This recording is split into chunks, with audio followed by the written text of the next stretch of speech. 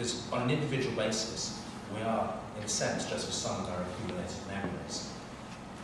Now, what I'm planning to do now is to read an extract from the book that I think really drives that point home about memory and identity and origins all in one place. And it begins in the summer of 1912, again, in this very town here, St Helier, when a show called The Mummingbirds opened at the Jersey Opera House. This was a light comedy set in the English Music Hall, and one of the young clowns, an unknown young London lad who'd come over to the island for the season, 23 years old, his blue eyes had already borne witness to a lifetime of sorrows. Of course, no one knew his name. He was just a promising young actor treading the boards, but he was about to break out onto the stage of history, earning a crust, holding on for tomorrow. As it happens, he was called Charles, and he bore his father's name. So, I'm going to read, if that's okay, the chapter, Charlie Chaplin, The Clown Story, and just a few themes to consider. Think about the role of the jester, holding a mirror of truth up to power. Think about the concept of the show, All the World's a Stage, and above all, about the persistence of memory, of how his poverty-stricken and destitute identity really set the tone for the rest of his life. Okay, The Clown Story, Charlie Chaplin. This is Jersey Opera House in August 1912. The music hall was my mother's meat and my father's drink. They say parents live on through their children, and today the show must go on. As a boy, I stalked like a ghost through the streets of London, squinting in through the blackened and frosted windows.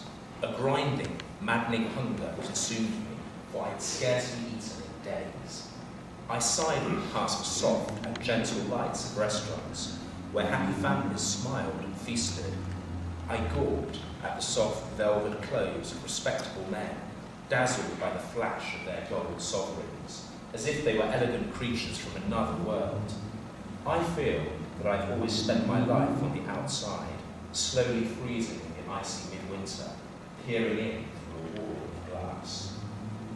I remember the father who betrayed us all, his mind blinded by the bottle, a man who burned his liver out along with his music hall career before he was 30. Charles Chaplin Sr. walked out of his children and soon drank himself into a pauper's grave, following the well-worn path from the Vanity Fair of the Kennington stage to the dull oblivion of the Horns Tavern. My beautiful, devoted mother once sang like an angel, but her beauty and spirit did not save her. One day fate stole her pretty voice, and she would never sing again. She was a caged bird, struck dumb, her wings broken. She was jeered off stage. So we soon sank down from our threadbare respectability and plummeted down the slope into the abyss. The maelstrom inevitably dragged us under, a downward spiral of debts and bailiffs and despair. A bitter, gnawing hunger riled me day and night. I had never realised just how low men and women could fall. Life proved to be a cruel taskmaster. My father was dead. My poor mother was imprisoned in Cane Hill Lunatic Asylum, her mind broken. This pitiless world saw us as the scum of the earth, human refuse to be buried without trace. I was soon a pariah, a booby-hatch boy, my head shaved and doused in iodine for ringworm. I felt like a leper.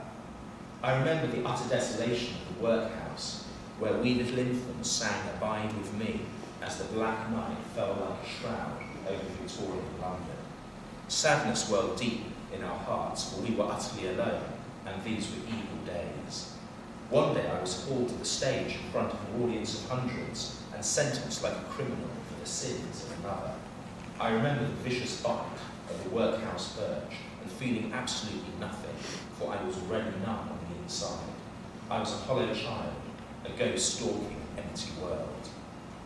In time, I graduated from this pit of hell and was released back onto the streets. In desperation and fondly recalling my mother's lost music hall career, I lodged my particulars with a theatre company on the Strand. I expected nothing and hoped for nothing. I took on hard labour to keep the hunger at bay. I merely willed to survive, to carry on with the show.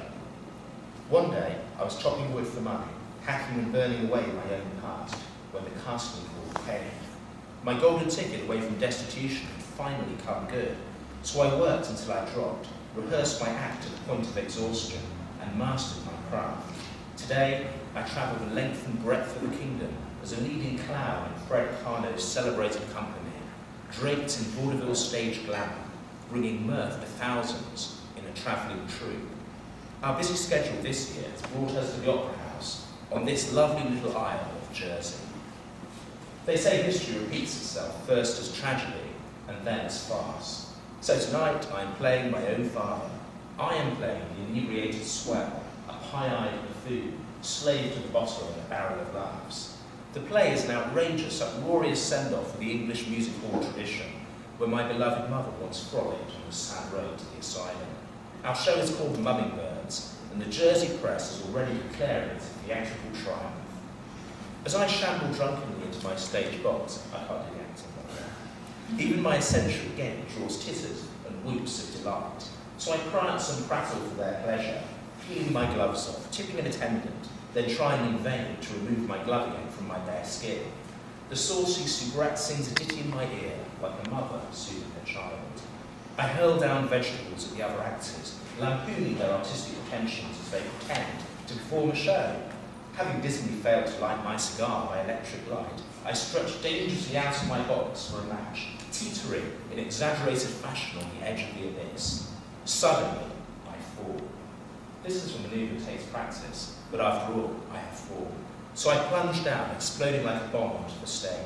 The pantomime music hall show collapses in confusion, and the audience roars its delight like the swell on the bay. I duly doff my hat and bow. Jersey Opera House shakes to its foundations with a rapturous thunder of applause. Beyond the piercing glare of the footlights, I can glimpse them all. Little children in hysterics, portly, respectable ladies whooping uncontrollably, fine gentlemen choking on their chortles like a leg of mutton. The comfortable classes of Jersey have been mesmerised by this lost workhouse boy. They drink in the applause, as heartwarming as a shot of a local calamus, as addictive as a dose of opium. Their faces bray and snort in delight, mirth rippling over their bewhiskered lips and their quivering double chins. A rogue thought leaps into my jester's mind. I am a fool for the sake